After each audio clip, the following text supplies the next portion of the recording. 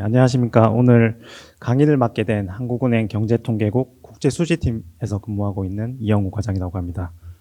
먼저 추운 날씨에도 이 자리에 참석해 주신 분들께 감사 인사를 먼저 드리겠습니다. 오늘 강의의 주제는 국제수지통계의 이해입니다. 국제수지통계는 한국은행에서 발표하는 통계들 중에서도 많은 관심을 받고 있는 통계 중에 하나입니다. 경제 기사나 보고서 등에서도 자주 접할 수 있는 통계이기 때문에 오늘 강의를 통해서 국제 수지 통계의 이해도를 높일 수 있는 기회가 되었으면 좋겠습니다.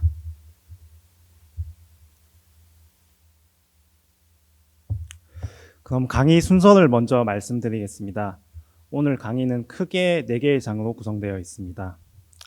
1장에서는 국제 수지표란 무엇인지 국제 수지표의 의미에 대해서 살펴볼 예정입니다. 다음으로 국제 수지표를 작성하는 원칙과 방법에 대해서 살펴보겠습니다. 이어서 국제 수지표는 어떤 구조를 가지고 있고 어떤 항목으로 구성되어 있는지 살펴보도록 하겠습니다. 마지막으로 우리나라의 국제 수지 통계에 어떤 특징이 있는지를 살펴보도록 하겠습니다. 그럼 본격적으로 강의를 시작하겠습니다. 1장은 국제 수지표의 의미입니다. 1장의 내용과 관련해서 국제 수지와 관련된 내용 외에도 경제 용어나 통계 개념이 일부 들어가 있는데요. 오늘 참석하신 분들이 대부분 경제학에 관심이 있으시거나 배경 지식이 있다고 듣긴 했지만 혹시라도 경제 용어나 통계 개념에 대해서 생소하게 느끼실 수 있는 분들도 있을 것 같아서 제가 가급적 그런 내용들도 자세하게 설명을 하고 진행을 하도록 하겠습니다. 일단 제가 화면에 2가지 기사 제목을 띄워드렸는데요. 이 기사들은 한국은행에서 국제 수지를 공표한 날 작성된 기사들입니다. 기사 제목을 보시면 8월과 9월에 수출 호조로 경상수지가 흑자를 기록했다는 내용을 볼 수 있습니다. 뒤에서 다시 살펴보겠지만 경상수지는 국제수지표를 구성하는 한 항목 중 하나인데 국제수지표 내에서는 가장 관심이 많은 항목이기도 합니다. 그렇기 때문에 간혹 경상수지를 국제수지와 동일한 개념으로 생각하시는 경우가 있는데 정확하게 얘기하면 국제수지가 경상수지보다는 더 넓은 개념입니다. 이번 장에서는 경상수지를 포괄하고 있는 국제수지의 정의에 대해서 주로 살펴보도록 하겠습니다. 먼저 국제수지의 정의를 한번 보고 지나가겠습니다. 국제수지란 일정 기간 동안 거주자와 비거주자 간에 이루어진 모든 경제적 거래를 체계적으로 분류 정리하여 기록한 표라고 정의할 수 있습니다. 국제 수지의 정의는 보시는 바와 같이 크게 4가지 부분으로 이루어져 있는데요. 이렇게 한 문장으로 봤을 때는 그 의미가 쉽게 와닿지는 않을 것 같습니다. 그래서 각 부분의 의미에 대해서 하나씩 자세하게 풀어보도록 하겠습니다. 먼저 일정 기간 동안이라는 말의 의미는 국제 수지 통계가 특정 시점에서의 전량 통계, 즉 스탁 통계가 아니라 일정 기간 중에 발생한 거래를 집계한 유량 통계, 플로우 통계라는 것을 의미합니다. 저량과 유량의 개념에 대해서 다소 생소하실 분들도 있을 것 같아서 간략하게 예를 들어서 설명을 하고 넘어가도록 하겠습니다. 저량과 유량을 구분하는 키워드는 어떤 변수를 측정할 때 특정 시점을 기준으로 하는지 아니면 일정 기간 동안을 기준으로 하는지입니다. 특정 시점을 기준으로 잔액 등을 측정하는 통계는 저량 통계라고 하고요. 일정 기간 동안을 기준으로 흐름이나 변화량을 측정하는 통계는 유량 통계입니다. 예를 들어서 물이 들어오고 나가는 저수조가 하나 있다고 가정을 해보겠습니다. 가령 오늘 오후 2시를 기준으로 저수조 내에 물이 얼마만큼 차 있는지 저장량을 측정한다면 이것은 오후 2시라는 특정 시점을 기준으로 저장량을 측정한 것이기 때문에 저량 통계에 해당합니다. 반면에 물이 들어오고 나간 양을 측정하고 싶을 수도 있는데요. 이 경우에는 예를 들어서 오후 1시부터 오후 2시까지 1시간 동안 얼마만큼의 물이 유입되었는지 혹은 방류되었는지 이런 것들을 측정하게 되면 1시간 동안이라는 일정 기간 동안의 물의 흐름을 측정한 것이기 때문에 유량 통계에 해당합니다. 또한 유입된 양에서 방류된 양을 뺀 순유출입 양을 구할 수도 있는데 이런 변화량을 측정하더라도 일정 기간 동안을 기준으로 측정하기 때문에 유량 개념에 해당합니다. 이 개념을 조금 익숙할 수 있는 주식 관련 통계에 적용해 보겠습니다. 먼저 주가의 경우에는 표를 보시면 될 것 같은데요. 주가를 보시면 주가를 표시할 때는 보통 시가나 종가라는 개념을 많이 쓰잖아요. 시가의 경우에는 거래가 시작된 시점, 그러니까 즉 오전 9시라는 특정 시점의 가격을 의미하고, 종가라는 것은 거래가 마감되는 시점, 즉 오후 3시 30분을 기준으로 특정 시점의 가격을 의미합니다. 시가와 종가 모두 특정 시점에 측정되는 변수이기 때문에 주가는 저량 통계에 해당합니다. 반면에 주식 거래량 같은 경우에는 측정을 하기 위해서는 기간이 필요합니다. 가령 일중 장내 거래량을 측정하고자 한다면 오전 9시부터 오후 3시 30분까지의 시간, 그러니까 즉 6시간 30분이라는 일정 기간 동안에 얼마나 많은 주식 매매 거래가 발생했는지를 측정하는 것이기 때문에 유량 통계에 해당합니다. 일단 개념 설명을 드린 거고, 일단 국제 수지로 다시 돌아가면 국제 수지는 일정 기간 동안 발생한 거래를 집계한 유량 통계입니다. 우리나라 국제 수지표 같은 경우에는 월별로 작성하여 공표하고 있고요.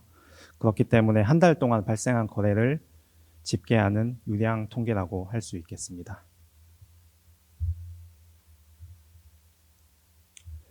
다음으로 두 번째는 국제 수지 통계는 거주자와 비거주자 간의 거래를 대상으로 합니다. 이 말은 반대로 이야기하면 거주자끼리의 거래 혹은 비거주자끼리의 거래는 국제 수지 통계의 작성 대상에서 제외된다는 의미입니다. 비거주자와 거주자의 개념을 조금 더 쉽게 말씀드리면, 거주자의 경우에는 우리나라 내국인과 국내 기업, 그리고 비거주자는 외국인과 해외 기업을 의미합니다. 다만 내국인과 외국인 또는 국내 기업과 해외 기업을 구분할 때 일상생활에서는 주로 국적을 기준으로 구분하는 경우가 많습니다. 하지만 국제수지 통계에서는 국적을 기준으로 하는 것이 아니고 화면에 보이는 대로 주된 경제적 이익의 중심이 어디에 있느냐를 기준으로 하고 있습니다. 여기서 이제 주된 경제적 이익의 중심이라는 말이 다소 어려워 보일 수 있는데, 이런 말을 조금 쉽게 얘기해 보면은 어떤 경제 주체가 경제 활동이나 거래를 수행할 때 주로 어디에서 수행하고 있는지 이거를 생각하면 생각보다는 쉽게 판단할 수 있습니다.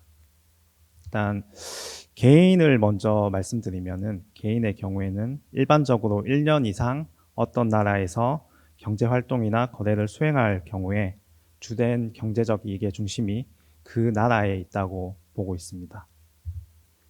그 사진의 예시를 한번 살펴보겠습니다.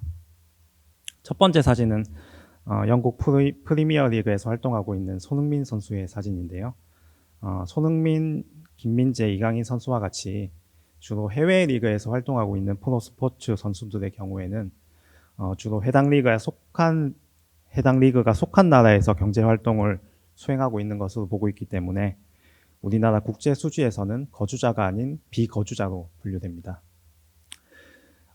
이 세 명의 국적이 대한민국이라고 하더라도 국제 수지 통계에서는 손흥민 선수는 영국, 그리고 김민재 선수는 독일, 그리고 이강인 선수는 프랑스의 거주자로 분류될 것입니다.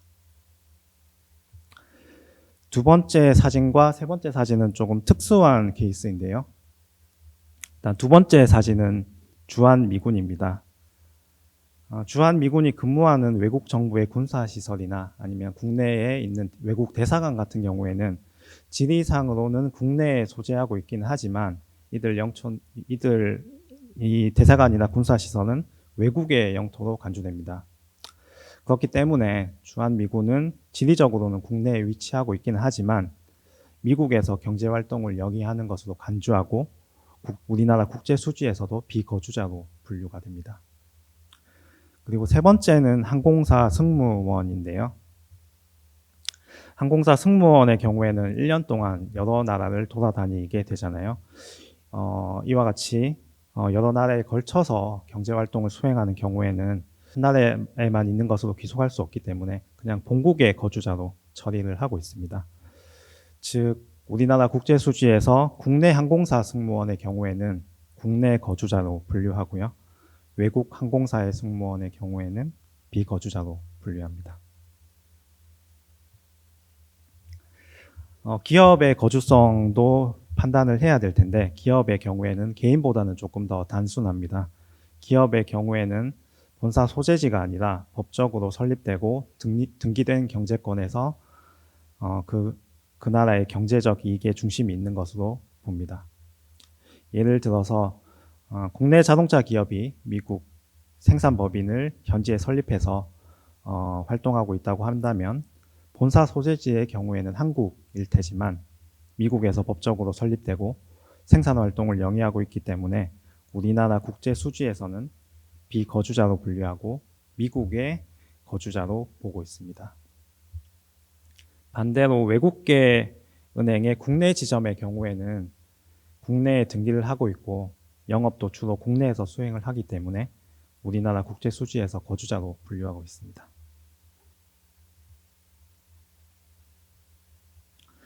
세 번째를 한번 읽어보면 국제수지는 거주자와 비거주자 간에 일어나는 모든 경제적 거래를 대상으로 합니다.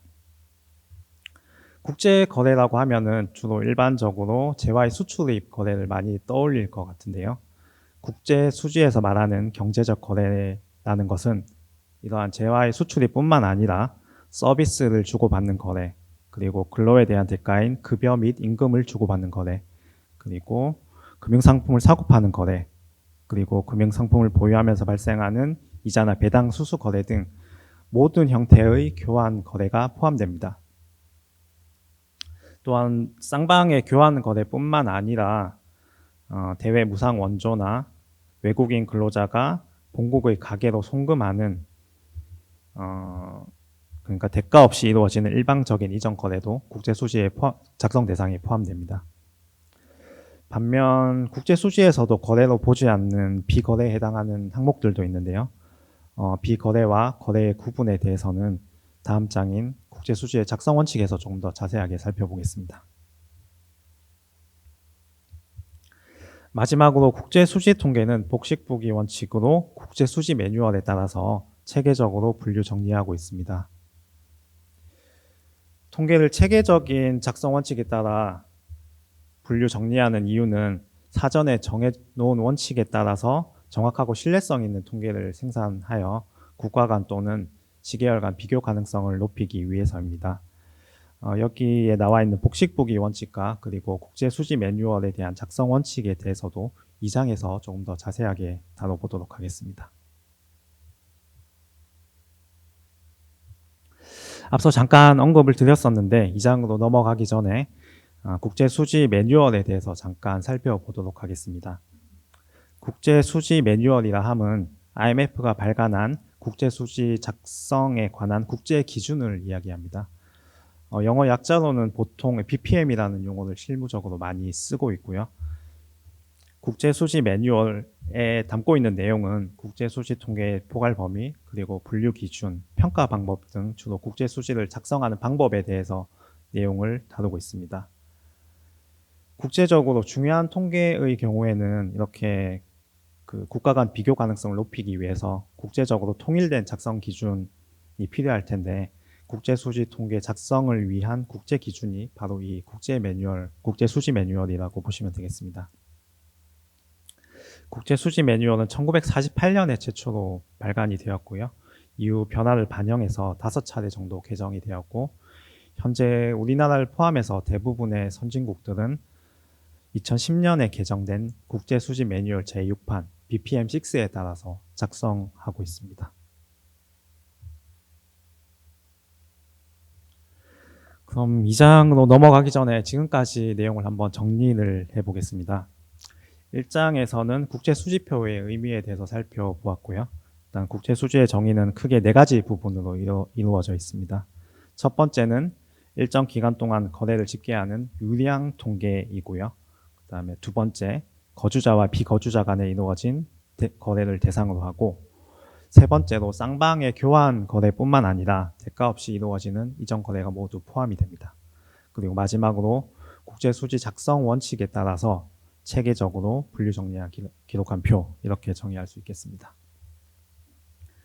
그러면 2장에서는 국제수지의 정의의 네 번째 부분에 있었던 국제수지의 작성 원칙에 대해서 조금 더 자세하게 살펴보도록 하겠습니다.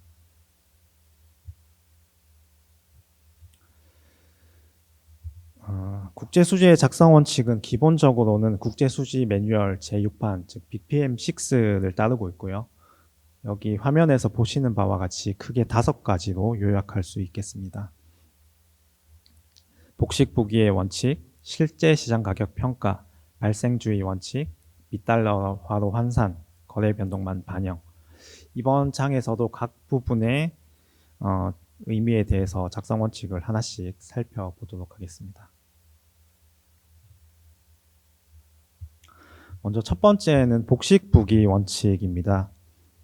복식부기에 대해서는 회계학을 접해 보신 분들이라면 익숙하실 테지만 아니라면 다소 생소하게 느껴질 수도 있을 것 같습니다.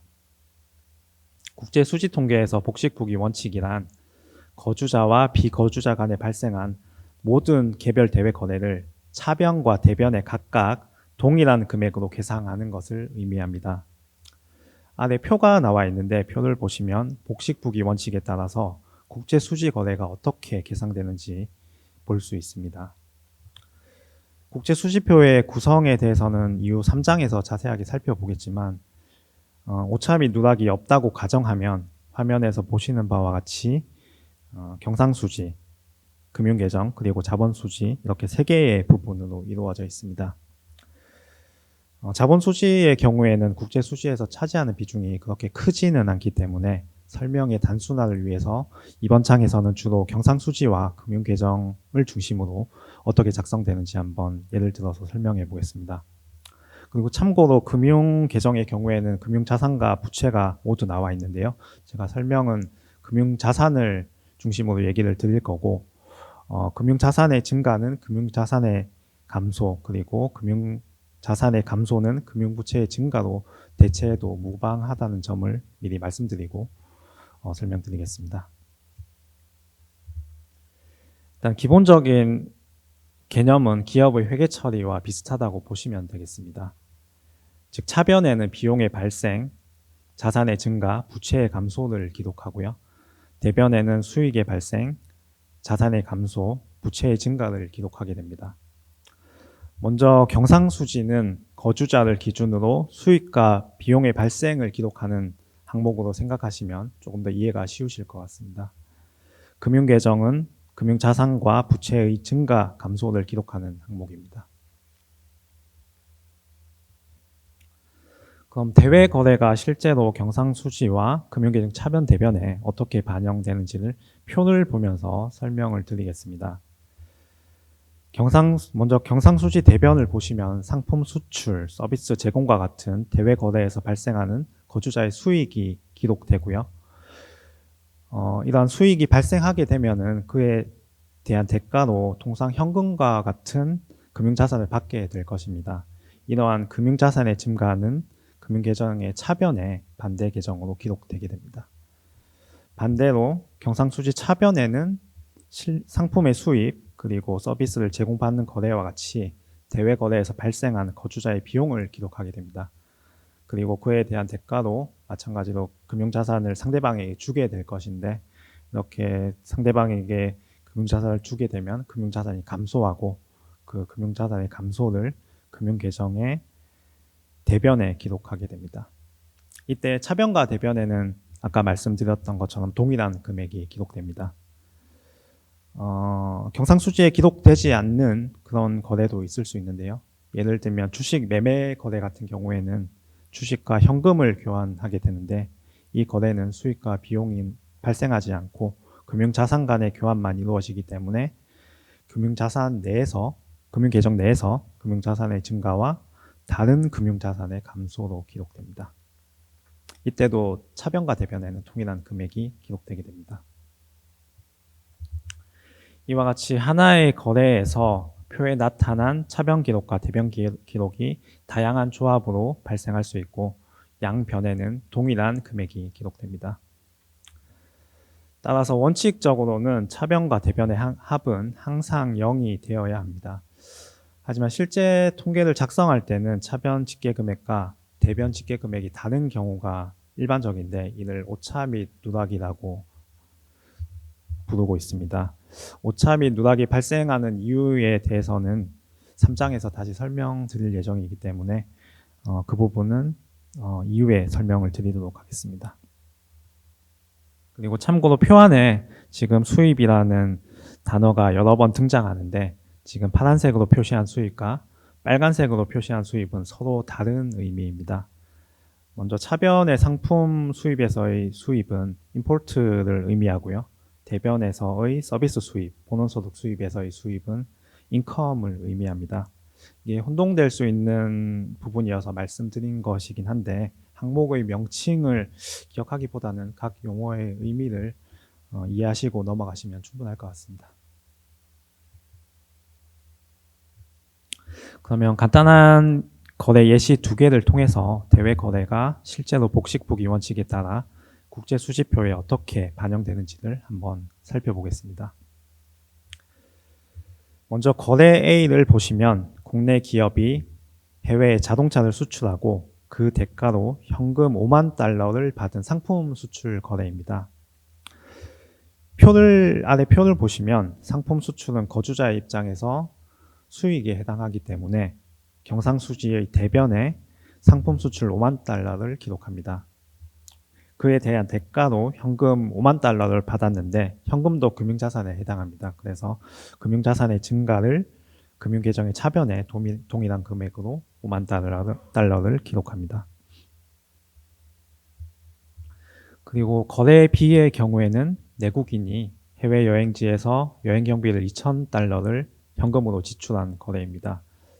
이 거래는 거주자가 해외에서 여행 서비스를 제공받고 이에 대한 비용을 지급한 거래이기 때문에 경상수지의 차변에 서비스 지급으로 2,000달러를 기록합니다. 서비스를 제공받은 대가로 현금을 지급하겠죠. 현금의 지급은 금융자산의 감소이기 때문에 금융계정의 대변에 동일한 금액으로 기록합니다. 종합적으로 두 거래의 결과를 종합해보면 국제수지표의 경상수지 항목과 금융계정 항목으로 각각 분류해서 집계해보면 경상수지 항목에서는 상품 수출 5만 달러에서 서비스 지급 2,000달러를 차감한 48,000달러가 경상수지 흑자로 기록됩니다. 또한 이런 흑자 거래의 결과로 금융계정에서는 현금이 48,000달러 증가하게 되고 이것은 금융계정에서 순자산 증가 48,000달러 증가로 나타나게 됩니다. 이렇게 모든 개별 거래에 대해서 복식부기 원칙으로 기록하게 되면 차변과 대변의 합은 0이 되고 오차 및 누락도 0으로 기록됩니다.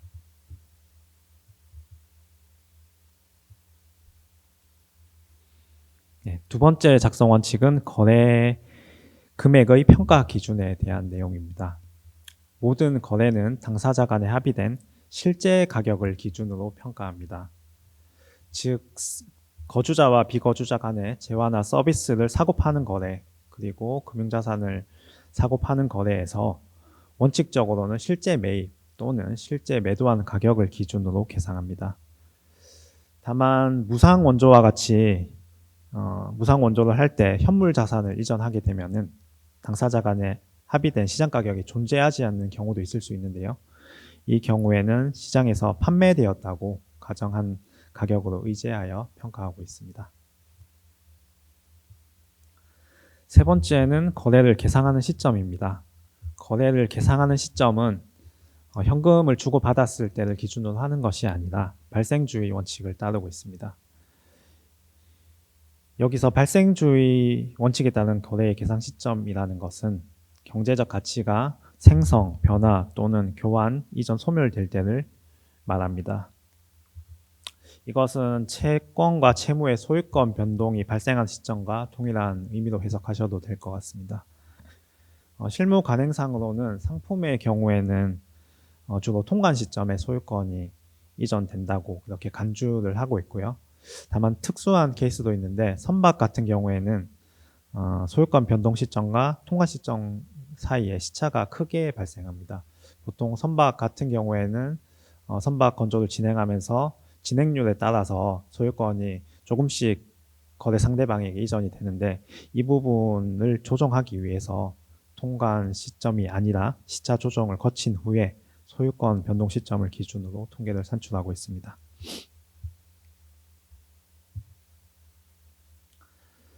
네 번째는 계산 및 환산 단위입니다. 대외 거래의 경우에는 다양한 통화로 이루어지기 때문에 하나의 기준 통화로 환산할 필요가 있습니다.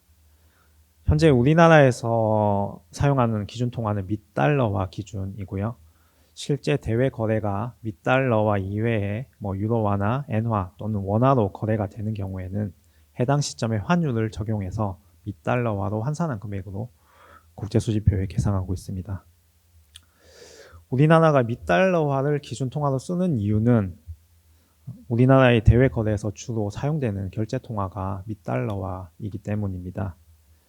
2023년 작년 기준으로 보면 결제 통화별 수출입에서 $달러화가 차지하는 비중이 약 80% 정도 됩니다. 그래서 이러한 주된 결제 통화가 $달러화이기 때문에 국제 수지 통계를 작성할 때도 $달러화 기준으로 작성하고 있다고 보시면 되겠습니다.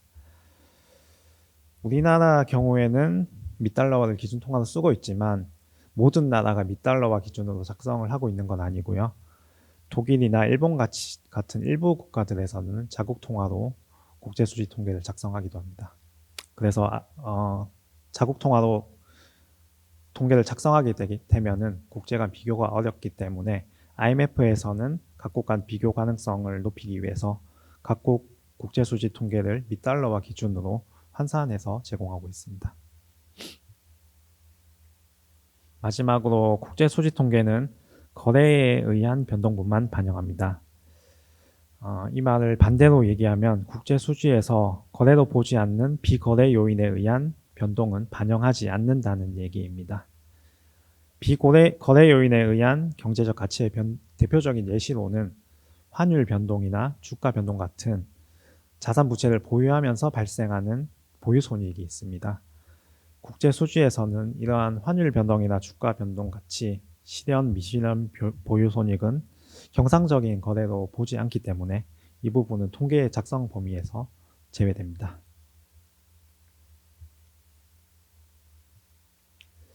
그러면 세 번째 장으로 넘어가기 전에 이 장의 내용을 다시 한번 정리해 보겠습니다. 일단 이 장에서는 국제 수지의 작성 원칙에 대해서 살펴보았습니다. 국제 수지의 작성 원칙은 크게 5가지였고요. 첫 번째는 모든 거래는 복식부기의 원칙에 따라 차변과 대변의 동일한 금액으로 계상한다. 그리고 두 번째는 거래 금액을 평가는 당사자 간에 합의된 실제 시장 가격을 기준으로 한다. 그리고 세 번째는 거래를 계상하는 시점은 소유권 변동이 발생하는 시점, 즉 발생주의 원칙에 따라 계상한다. 그리고 네 번째는 우리나라는 다양한 통화로 표시된 대외 거래를 $달러화 기준으로 환산하여 작성한다. 그리고 마지막으로 다섯 번째, 환율 변동, 주가 변동, 그리고 같은 이런 비거래 요인에 의한 경제적 가치의 변동은 작성 대상에서 제외된다. 이렇게 5가지였습니다. 그럼 지금부터 3장으로 넘어가서 국제 수지가 어떤 구조로 되어 있고 어떤 항목으로 구성되어 있는지 살펴보도록 하겠습니다. 국제 수지표는 크게 4개의 부분으로 구성되어 있고요. 첫 번째는 경상수지, 그리고 자본수지, 금융계정, 그리고 오차 및 누락으로 구성되어 있습니다. 그리고 경상수지는 다시 하위 항목으로 상품수지, 서비스수지, 그리고 본원소득수지, 이전소득수지로 구성됩니다. 자본수지 안에는 자본이전, 비생산 비금융자산의 취득과 처분 이렇게 2가지로 구성되고요. 금융계정의 경우에는 직접 투자, 증권 투자, 파생금융상품, 기타 투자, 준비자산의 5가지로 이루어져 있습니다. 그러면 이 4가지 항목에 대해서 순서대로 하나씩 살펴보도록 하겠습니다. 먼저 경상수지입니다. 경상수지를 구성하는 항목은 보시는 바와 같이 상품수지, 서비스수지, 본원소득수지, 이전소득수지 이렇게 4가지로 구성되어 있고요. 상품수지의 경우에는 상품의 수출입 차이를 나타내는 항목입니다. 여러분들이 잘 아시는 그 상품의 수출입을 떠올리시면 될 것 같고요. 서비스수지는 서비스 거래로 발생한 수입과 지급의 차이를 기록하는 항목입니다. 그리고 본원소득수지는 거주자와 비거주자 간 사이에 발생하는 급여나 임금의 수수, 그리고 투자소득, 이자나 배당 같은 투자소득의 수수의 차이를 기록하는 항목입니다. 그리고 마지막으로 이전소득수지는 쌍방의 교환 거래가 아닌 대가 없이 이루어진 무상원조, 개인적 송금 등을 기록하는 계정입니다. 그러면 세부 항목별로 조금 더 상세하게 살펴보도록 하겠습니다. 먼저 상품 수지는 앞서 말씀드렸던 대로 재화의 수출과 수입의 차이를 의미합니다. 수출이 수입보다 크면 흑자, 그리고 반대인 경우 적자입니다. 국제 수지표의 상품 수지와 유사한 통계가 하나 있는데 아마 여러분들도 기사에서 많이 보셨을 것 같은데 바로 관세청에서 발표하는 통관 수출입 통계의 무역 수지입니다. 상품 수지와 무역 수지의 경우 재화의 수출입 거래를 집계하는 통계라는 점에서 개념적으로 매우 유사한 통계이지만 몇 가지 차이점이 있는데요. 수출입의 포괄 범위, 그리고 가격 평가 방법, 그리고 거래의 계상 시점 이러한 것들에서 몇 가지 차이점이 있습니다.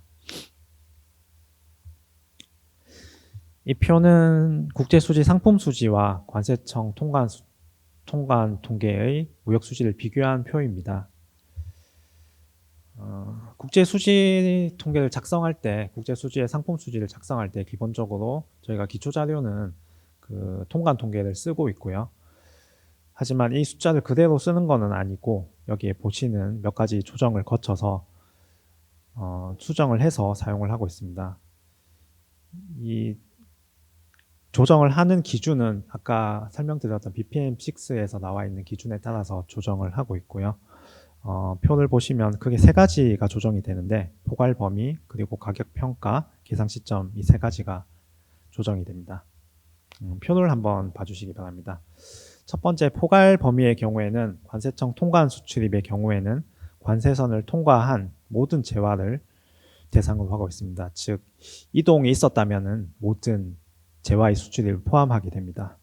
반면에 국제수지표의 경우에는 국제수지표의 상품수지의 경우에는 소유권 변동이 발생한 재화만을 대상으로 하고 있습니다.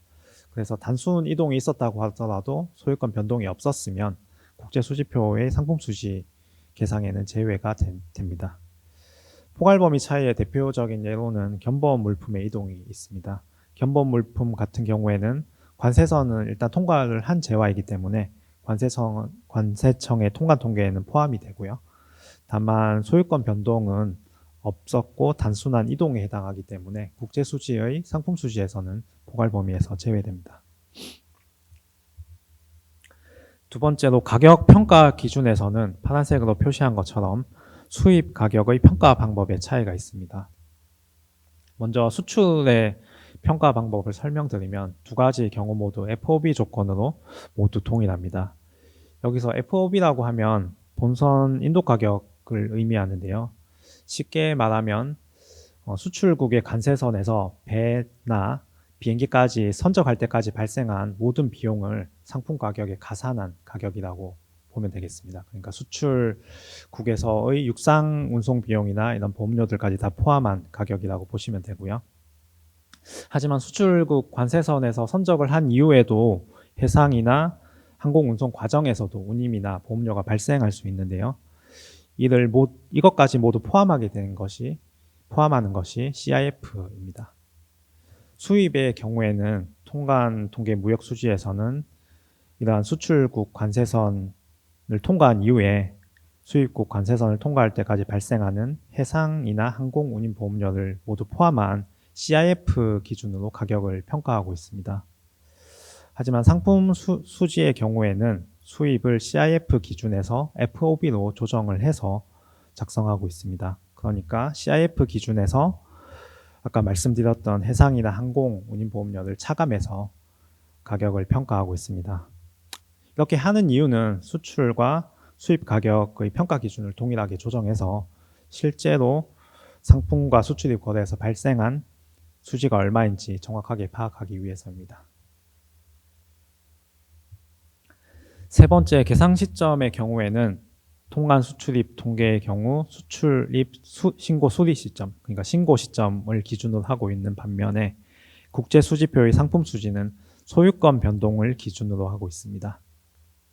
아까 잠시 언급 드렸던 내용인데 대표적으로 선박 수출 같은 경우에는 통관 수출입 통계의 경우 관세선을 통과할 때, 그러니까 수출입 신고 수리 시점에 수출입으로 인식하고 있지만 국제 수지표에서는 건조 진행 기준에 따라 소유권이 인정되는 것으로 보기 때문에 건조 진행되는 진행률에 따라서 선박의 수출입으로 계상하고 있습니다.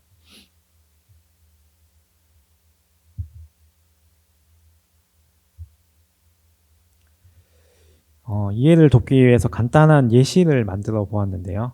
일단 여기 화살표가 4개가 있는데 화살표로 표시된 것이 관세선을 통과한 지화라고 보시면 되겠습니다. 그리고 왼쪽 아래 점선 박스 안을 보시면 국내에서 해외에 인도하기 위해서 선박 건조를 진행 중인 건도 있습니다.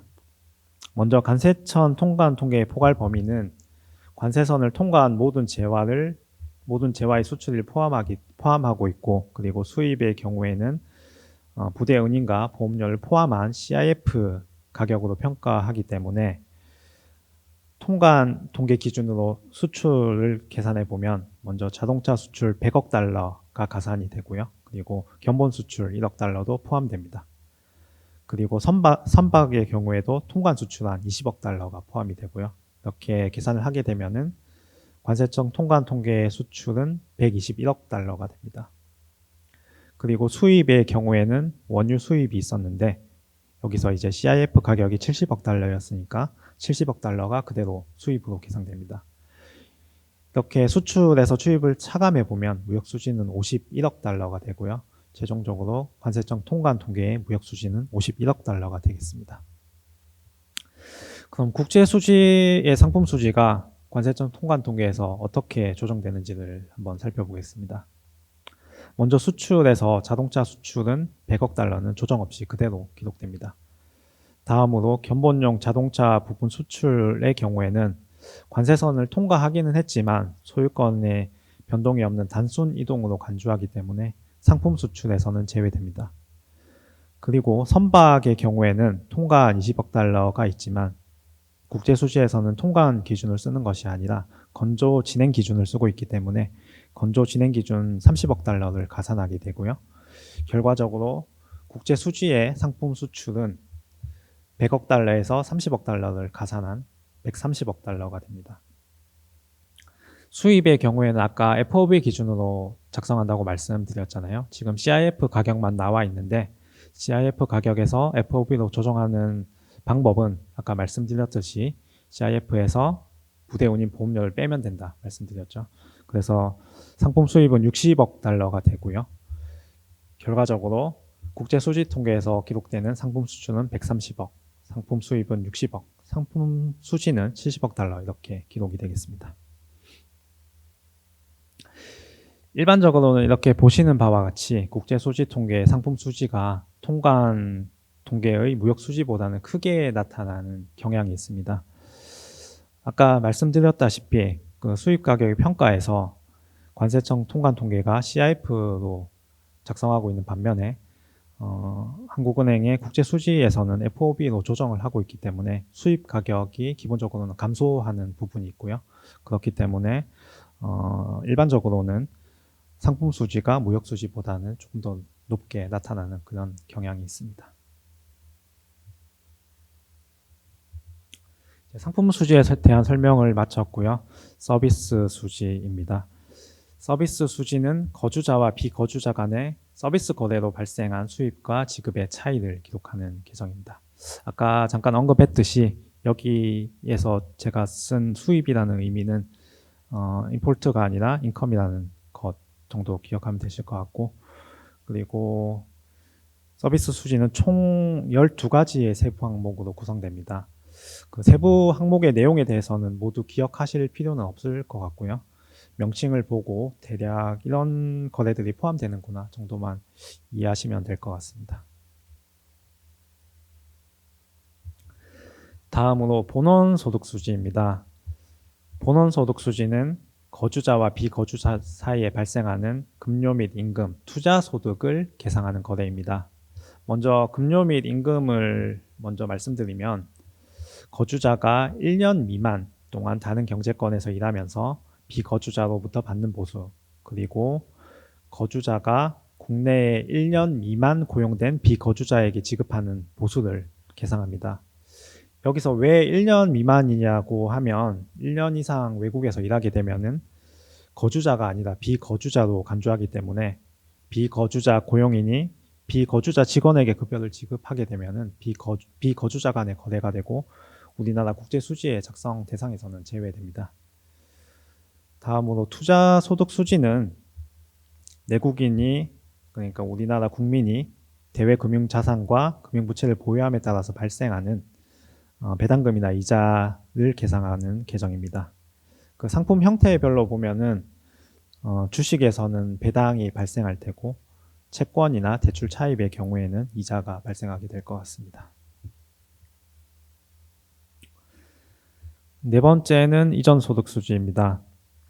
이전소득수지는 거주자와 비거주자 간의 대가 없이 이루어진 이전 거래를 기록하는 계정입니다. 먼저 새로운 경제권에 1년 이상 고용되어 그 경제권의 거주자, 그러니까 우리나라 기준에서는 비거주자로 취급되는 근로자가 해외에서 벌어들인 소득을 본국의 가계로 송금하는 경우에 이전 소득 수지로 기록되게 됩니다. 그러니까 아까 설명드렸던 것과 차이점을 말씀드리면, 해외에 나가서 1년 미만 동안 일하면서 급여를 받게 되면은 그거는 앞서 말씀드렸던 본원소득 수지의 급료 및 임금으로 기록되고요. 1년 이상 일하게 되면은 비거주자로 기록이 되기 때문에 급여를 받는 것에 대해서는 기록하지 않고 그 급여를 받은 이후에 본국의 가계로 송금하게 되면 그때 이전소득 수지로 계상하게 됩니다. 그 외에도 대가 없이 이루어지는 무상원조나 국제기구 출연금 등도 포함이 됩니다. 참고로 이전소득 수지는 앞에서 설명드렸던 상품 수지나 서비스 수지, 본원소득 수지에 비해서는 그 규모가 크지는 않습니다. 다음은 자본 수지입니다. 자본 수지는 크게 자본 이전과 비생산, 비금융자산의 취득과 처분을 기록하는 계정입니다. 자본 이전에는 자산 소유권의 무상 이전, 그리고 채권자에 의한 채무 면제 등이 포함되고요. 자산 소유권의 무상 이전의 대표적인 예시로는 상속 등이 있습니다.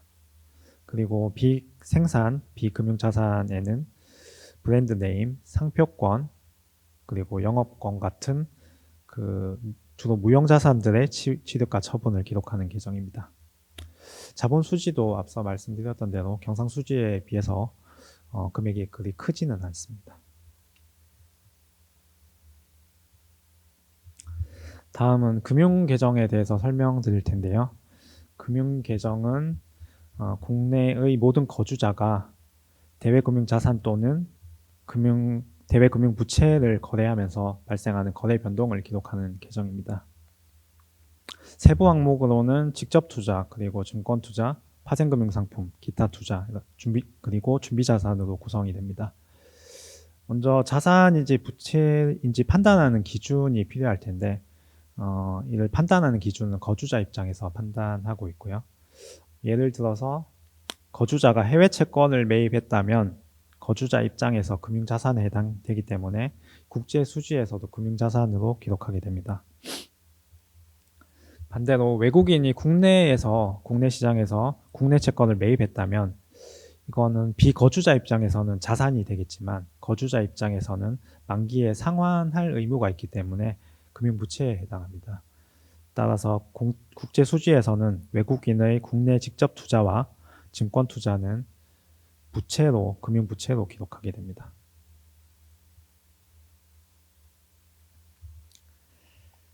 그러면 세부 항목별로 의미를 짧게 살펴볼 텐데요. 먼저 직접 투자는 직접 투자 관계에 있는 투자자와 투자 대상 기업 사이에 지분 투자, 대출, 그리고 차입 같은 거래를 대상으로 합니다. 여기서 직접 투자 관계라고 하는 것은 투자자가 투자 기업의 경영 및 의사결정에 참여할 수 있을 정도로 상당한 영향력을 행사할 수 있을 때 직접 투자 관계에 있다 이렇게 얘기를 하고 있고요. 그 BPM6에서는 상당한 영향력의 판단 기준으로 정량적 기준을 사용하고 있는데 그 기준은 투자자가 투자 대상 기업에 대해서 10% 이상 의결권을 보유하고 있을 때 직접 투자 관계가 있는 것으로 보고 있습니다. 다음은 증권 투자입니다. 증권 투자는 거주자와 비거주자 간에 일어나는 주식 및 채권 거래를 계상하는 계정입니다. 다만 그 금융상품의 형태가 주식이나 채권이라고 하더라도 앞서 말씀드렸던 직접 투자나 뒤에 말씀드릴 준비자산에 해당하는 거래는 제외됩니다. 먼저 거주자의 해외 증권 투자는 비거주자가 발행한 주식이나 채권을 거주자가 매수하는 거래를 의미합니다. 그리고 반대로 비거주자의 국내 증권 투자는 비거주자가 거주자가 발행한 주식이나 채권, 주로 국내 주식이나 채권이 되겠죠. 그런 주식이나 채권을 매도하는 거래가 되겠습니다. 세 번째는 파생금융상품인데 거주자와 비거주자 간의 파생금융상품 거래로 발생한 손익의 정산, 그리고 프리미엄의 수수 같은 것들을 기록하는 계정이고요. 그리고 기타 투자, 마지막으로 기타 투자가 있는데 기타 투자는 직접 투자, 그리고 증권 투자, 파생금융상품, 그리고 뒤에 따로 설명드릴 텐데 준비자산에 포함되지 않는 모든 대외 금융 거래를 계상합니다. 기타 투자의 예시로는 대출과 차입, 그리고 무역 거래에서 발생하는 자산 부채, 그리고 현금 및 예금 등이 기타 투자에 포함됩니다. 그리고 마지막으로 준비자산입니다. 일반적으로 국제수지통계에서는 준비자산을 외환보유액과 동일한 개념으로 사용하고 있습니다. 다만 한 가지 다른 점은 국제수지에서의 준비자산은 외환보유액의 증감에서 거래적 요인에 의한 변동분만을 계상합니다. 외환보유액 같은 경우에는 미달러와 뿐만 아니라 다양한 통화의 자산으로 구성되어 있는데 이 평가 과정에서 그 비거래적 요인에 해당하는 환율 변동 등으로 외환보유액의 평가액이 증가 또는 감소하는 경우가 있습니다. 이 부분에 대해서는 국제수지표에서는 비거래 변동으로 보고 있기 때문에 준비자산 항목에서는 제외됩니다. 그렇기 때문에 외환보유액의 잔액 증감과 국제수지표의 준비자산 변동은 일반적으로는 일치하지는 않습니다. 그리고 다음으로 오차 및 누락에 대한 설명인데 오차 및 누락 항목은 다른 항목과는 다르게 따로 식계하는 항목은 아니고요. 경상수지, 그리고 자본수지, 그리고 금융계정의 차변과 대변에 합해서 불일치가 발생하는 경우에 잔차 성격으로 나타나는 항목입니다. 2장에서 배웠던 복식보기의 원칙을 떠올려 보면 국제수지 통계는 모든 대외 거래를 차변과 대변에 같은 금액으로 기록하기 때문에 이론적으로는 이러한 불일치가 발생하지 않습니다. 하지만 실제 국제수지 통계를 작성하는 과정에서 이러한 모든 개별 대외 거래에 대한 정보를 담고 있는 기초 자료가 존재하지 않기 때문에 상품 수출입 같은 경우에는 주로 저희가 통관 통계를 쓰고 있고, 그리고 서비스 거래나 금융자산 거래 같은 경우에는 외환 수급 통계 아니면 이제 직접 서베이 자료를 활용하고 있습니다. 이렇게 기초 자료들 간의 그 계산 시점이나 평가 방법이나 이런 것들에서 차이가 있을 수 있고, 그리고 보고 오류도 있을 수 있기 때문에 실제적으로는 통계에 불일치가 발생하게 됩니다. 이러한 불일치를 조정하기 위한 개정이 오차 및 누락 항목이 되겠습니다. 일단 여기까지가 국제수지통계의 개념과 작성 원칙 그리고 구성에 대한 설명입니다. 그럼 남은 시간 동안에는 우리나라 국제수지통계가 어떤 특징이 있는지 주요 항목을 중심으로 한번 살펴보겠습니다. 먼저 우리나라 경상수지의 구조와 특징을 살펴보겠습니다. 보시는 그림은 연도별 경상수지 추이를 항목별로 나타낸 그래프입니다. 검은색 실선으로 표시한 부분이 경상수지 추이인데요. 그림을 보시면 우리나라 경상수지는 외환위기 이전 대부분의 기간 동안 적자를 나타내었고요. 이렇게 적자를 나타내다가 외환위기 발생 직후인 1998년부터 흑자 전환한 뒤에 지금까지 흑자를 지속하고 있습니다. 이렇게 경상수지 흑자 기조가 정착된 것은 수출 중심의 경제 성장에 힘입어서 상품 수지가 큰 폭의 흑자를 지속하고 있기 때문입니다. 파란색 막대로 표시한 부분이 상품 수지인데요. 상품 수지를 보시면 대부분의 연도에서 경상수지 흑자에 기여하는 비중이 가장 큰 모습을 볼 수 있습니다. 그리고 빨간색 막대로 표시한 부분이 본원소득 수지입니다. 2010년 이후로 보시면 본원소득 수지도 흑자 전환을 했고요. 흑자 폭도 최근 들어서 점차 확대되는 모습을 보이고 있습니다. 최근에 본원소득 수지 흑자가 확대된 것은 거주자의 해외 직접 투자와 증권 투자가 늘면서 해외에서부터 들어오는 배당이나 이자 수입 등이 늘었기 때문입니다. 먼저 국내 기업이 해외에서 생산하는 경우가 확대되다 보니까 해외 직접 투자가 일단 꾸준히 늘어난 게 있었고요. 그리고 국내 기관이나 아니면 개인들이 해외 주식이나 채권에 요즘에 많이 투자하고 있잖아요. 이런 투자도 빠르게 늘면서 배당 수익과 이자 수익이 과거에 비해 크게 늘었다고 이해하시면 될 것 같습니다. 반대로 노란색 막대로 표시된 서비스 수지는 2000년대 이후로 계속 안정적인 적자를 지속하는 모습을 볼 수 있습니다. 서비스 수지 내에서 대체로 적자를 기록하는 항목은 여행 수지, 그리고 가공 서비스 수지, 지식 재산권 사용료 수지 이런 항목들이 있습니다.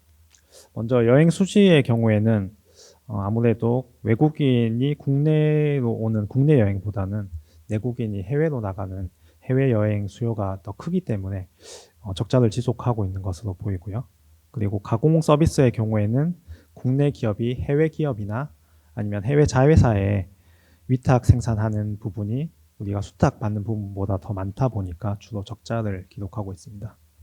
그리고 지식재산권 사용료 수지 같은 경우에는 국내 제조기업들이 해외 기업의 제조 기술이나 이런 거에 대해서 특허권을 지급하는 건들이 좀 있는데요. 이런 부분들 때문에 적자를 기록하고 있습니다.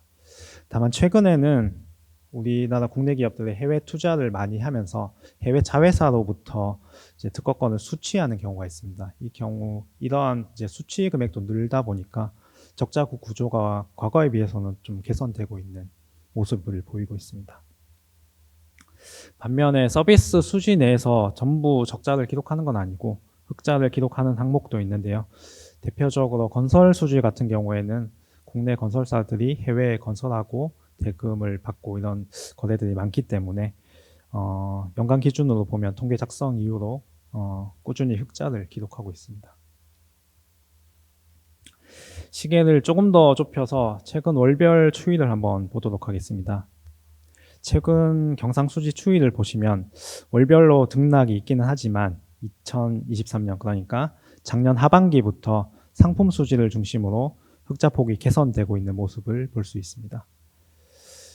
이러한 이유는 최근에 AI 산업의 성장으로 인해서 지난해 하반기부터 IT 경기가 회복세를 보이고 있고요. 이에 따라서 국내 반도체 기업 등 반도체 수출 등이 증가하면서 상품 수출이 크게 늘어난 영향으로 보시면 되겠습니다.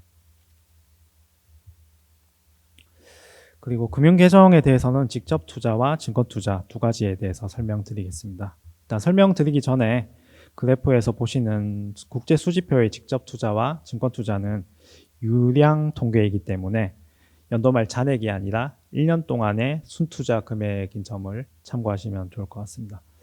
먼저 직접 투자를 살펴보겠습니다. 파란색 실선이 내국인이 해외에 투자하는, 그러니까 내국인의 해외 직접 투자이고, 빨간색 실선이 외국인이 국내에 직접 투자한 규모입니다. 그래프를 보시면 글로벌 금융위기 이후에 내국인의 해외 직접 투자가 꾸준히 확대되면서 외국인의 국내 직접 투자를 계속 상회하고 있는 모습을 볼 수 있습니다. 이러한 이유는 경상수지 흑자로 경상 거래를 통해서 외화가 계속 꾸준히 유입되면서 해외 투자를 위한 여건이 갖추어졌고, 그리고 국내 기업이 해외 시장 진출 목적의 투자, 그리고 생산 비용을 효율화하기 위한 목적으로 해외 투자를 크게 늘린 영향으로 보시면 될 것 같습니다. 다음은 증권 투자 항목입니다. 마찬가지로 파란색 실선은 내국인의 해외 증권 투자, 빨간색 실선은 외국인의 국내 증권 투자를 나타내고 있습니다. 증권 투자 같은 경우에는 그 당시의 글로벌 금융 상황이나 아니면 금융 여건에 따라서 연도별로 등락이 직접 투자에 비해서는 좀 큰 편입니다. 다만 추세적으로 보면은 내국인의 해외 증권 투자는 글로벌 금융 위기 이후에 대체로 증가세를 나타내고 있고요.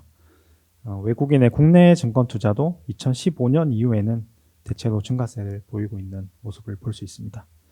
다시 한번 말씀드리지만 국제 수지의 직접 투자와 증권 투자는 유량 통계이기 때문에 각 연도의 좌표가 플러스라는 것은 잔액 기준으로는 그만큼 계속 늘어나고 있다는 것을 의미합니다. 일단 본 강의 내용은 여기까지이고 이제 참고 파트를 하나 준비했는데, 여기에서는 이제 오늘 강의를 듣고 국제 수지 통계를 이용하시고 싶어 하시는 분들도 계실 것 같아서 국제 수지 통계를 이용할 수 있는 방법에 대해서 몇 가지 설명드리고 강의를 마치고자 합니다. 먼저 국제 수지 통계를 이용할 수 있는 가장 쉬운 방법은 한국은행 홈페이지에 들어가셔서 보도자료를 보는 것입니다. 일단 국제 수지 통계는 월별 기준으로 작성된다고 말씀드렸는데, 한국은행 홈페이지에서 bok.or.kr로 들어가셔서 뉴스 자료 탭을 클릭하시고 국제 수지라는 키워드로 검색을 하시면 매월 공표한 보도자료를 보실 수 있습니다. 그 보도자료 표에는 그 당월 통계뿐만 아니라 전월이나 전년 동월, 그리고 전년 동월 가액 대비, 그리고 올해 누적 수치도 들어가 있습니다. 그래서 전년 동기 대비 또는 전년 동월 대비 이번 달에 경상수지 수준을 파악하고 싶으실 때 간편하게 보도자료를 통해 확인할 수 있을 것 같습니다. 하지만 보도자료 같은 경우에는 지면상 한계가 있기 때문에 시계열적 특징을 모두 파악하기는 어려운데요. 이런 경우에는 한국은행 경제통계시스템 홈페이지에서 원하는 통계 항목과 원하는 주기를 선택하여 보다 상세하게 검색할 수 있습니다. 한국은행 경제통계 시스템 홈페이지 ecos.bok.or.kr로 들어가셔서 통계 검색을 클릭하시고 통계표 2.5.1.1 국제수지를 클릭하시면 항목별로 원하는 주기의 통계를 검색할 수 있습니다. 마지막으로 경제통계 시스템 홈페이지에 주요 통계 해설이라는 페이지가 있는데요. 에코스에서 주요 통계 해설 탭을 클릭하신 후에 국제 수지표를 클릭하시면 제가 오늘 강의했던 내용의 대부분이 텍스트로 되어 있거든요. 그래서 혹시나 부족한 부분이 있으시면 여기서도 확인하실 수 있습니다. 그리고 통계 해설 자료 외에도 최근에 공표된 자료, 그리고 최근 국제 수지 그래프, 그리고 유튜브 영상 같은 것들도 있으니까 관심 있으신 분들은 오늘 강의 끝나고 한번 들어가 보셔도 좋을 것 같습니다. 그럼 이것으로 오늘 강의를 마치도록 하겠습니다. 부족한 강의 끝까지 경청해 주셔서 감사합니다.